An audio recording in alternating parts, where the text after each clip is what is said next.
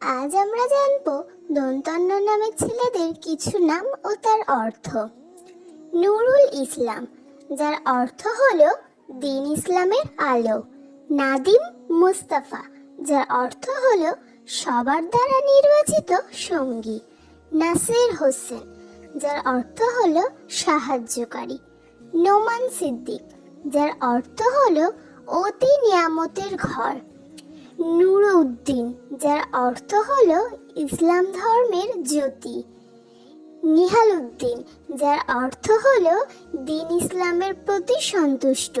নাসরুল্লাহ, যার অর্থ হলো আল্লাহর প্রদত্ত সাহায্য।